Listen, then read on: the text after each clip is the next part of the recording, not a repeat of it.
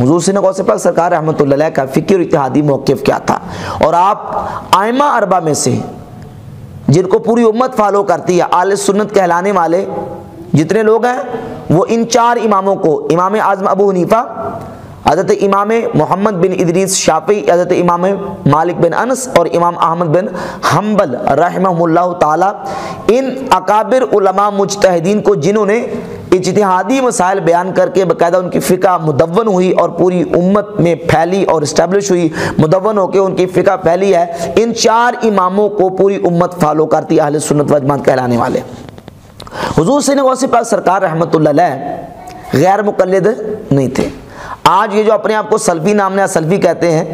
ان کی ایک بہت بڑی تعداد ہے کہ جو غیر مقلدیت کا دعویٰ کرتے ہیں، اور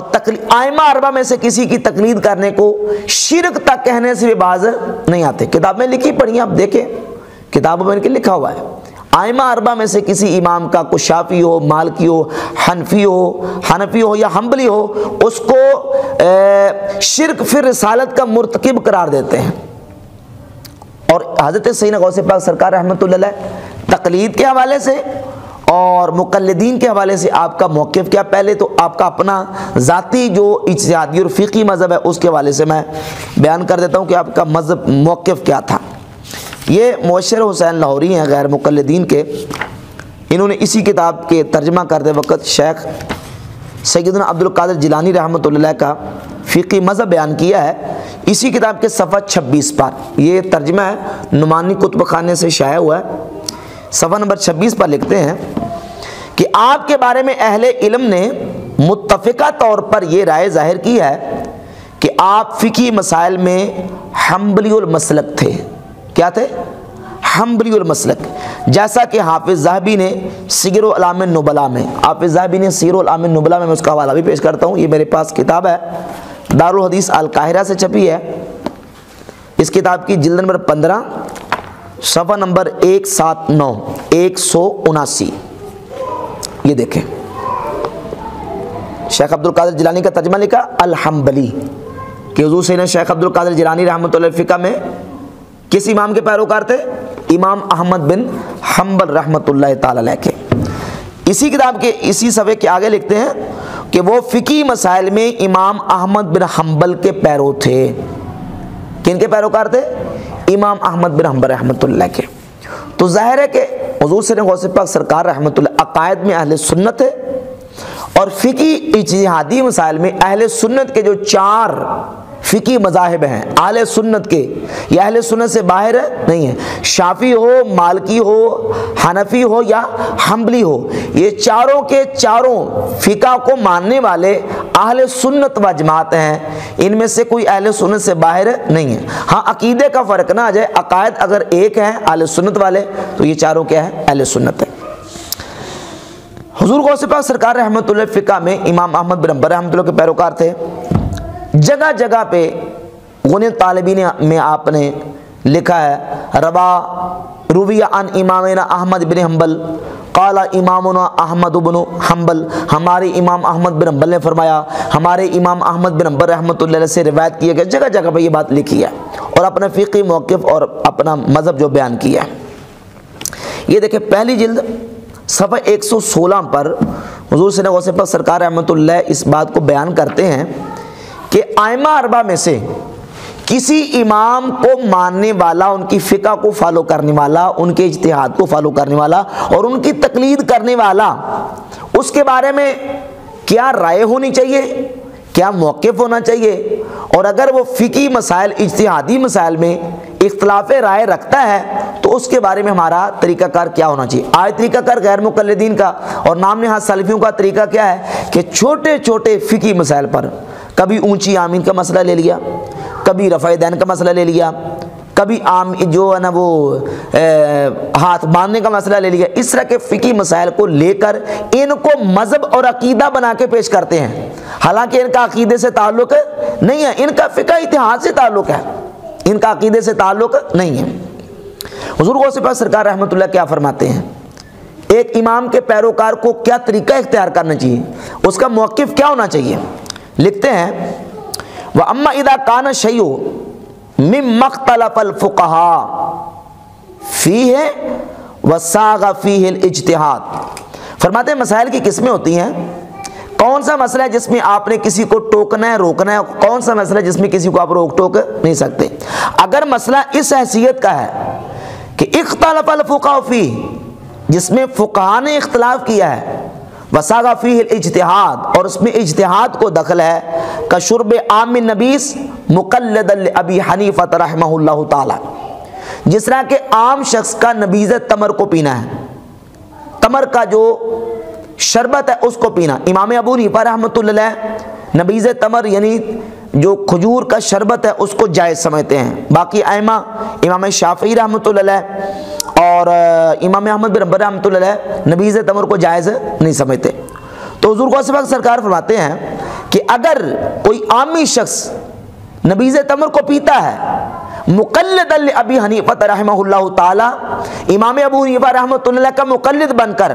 وتزوج امرأۃ بلا ولی علی ما عرف من مذہبہ،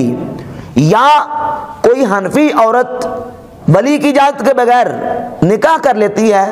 اس دلیل کی بنیاد پر جو قرآن کریم میں ہے حتی تنکح زوجا غیرہ، اس بنیاد پر فرماتے ہیں ولی کی اجازت کے بغیر نکاح کر لیتی ہے، تو لم یکن لأحد ممن ہوا علی مذہب الامام احمد والشافعی رحمہم اللہ الانکار علیہ، کسی شافعی کو، کسی حنبلی کو یہ جائز نہیں ہے کہ وہ اس کا انکار کرے اور اس کا رد کرے اور اس کی تردید کرے، اس کو روکنے ٹوکنے کی اجازت نہیں ہے۔ کیوں؟ کیونکہ وہ امام ابو حنیفہ رحمۃ اللہ کا مقلد بن کر اپنے امام کے موقف پر عمل کر رہا ہے۔ یہ ہے امام حضرت سیدنا غوث پاک سرکار رحمۃ اللہ کا فقہ اور اجتہاد کے بارے میں نقطہ نظر اور ان کا اعتقاد اور ان کا نظریہ، کہ جو کسی امام کا کسی بھی جو حوالے سے فقہ میں مقلد ہے، پیروکار ہے، تو وہ اپنے امام کی تقلید کرے گا اور اس مسئلے پر عمل کرے گا۔ کسی شافعی کو حنفی پر اور کسی حنفی کو کسی شافعی پر انکار اور اعتراض کرنے کی اجازت نہیں ہے۔ تو حضور غوث پاک سرکار رحمۃ اللہ علیہ فقہ میں کن کے مقلد تھے؟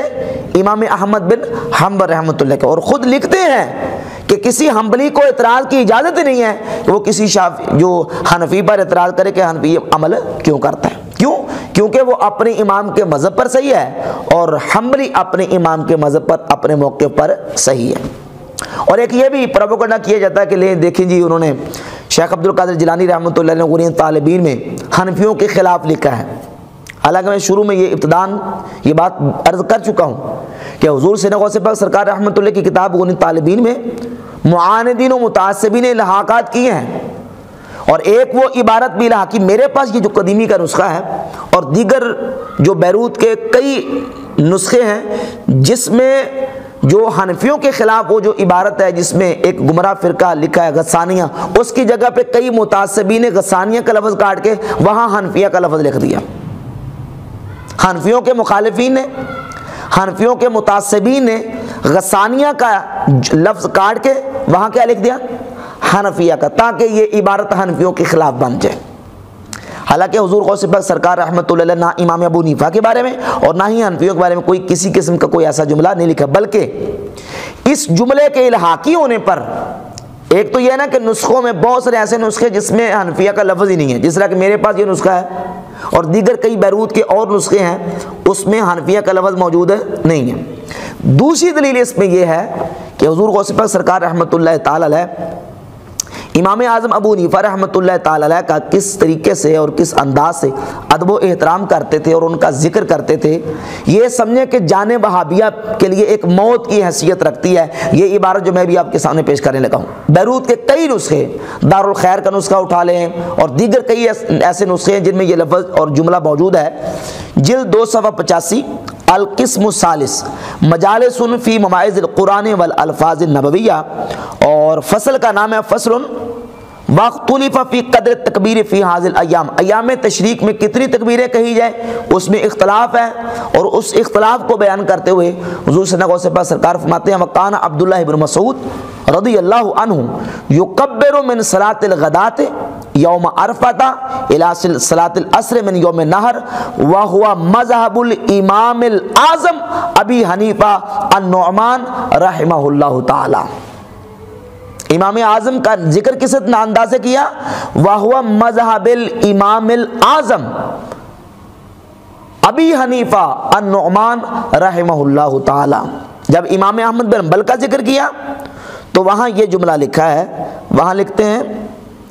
کہ وہو مذہب امامنا احمد بن حنبل، وہو مذہب امامنا احمد بن حنبل، یہ ہمارے امام احمد بن حنبل کا مذہب ہے۔ اور جب امام ابو حنیفہ کا نام آیا تو کیا لکھا؟ وہو مذہب امام الاعظم ابی حنیفہ النعمان رحمہ اللہ۔ امام اعظم کا جملہ لکھنا اس بات کی دلیل ہے کہ حضور سیدنا غوث پاک سرکار رحمۃ اللہ تعالی علیہ امام ابو حنیفہ رحمۃ اللہ کی دل سے قدر کرتے تھے اور ان کو امام اعظم مانتے تھے، امام اعظم مانتے تھے۔ تو بحمدہ تعالیٰ یہ دلائل اور یہ حقائق بالکل اس بات کا بین اور واضح ثبوت ہے کہ حضور سیدنا غوث پاک سرکار رحمۃ اللہ کی ذات گرامی قدر احناف کا دل و جان سے ادب و احترام کرتے تھے۔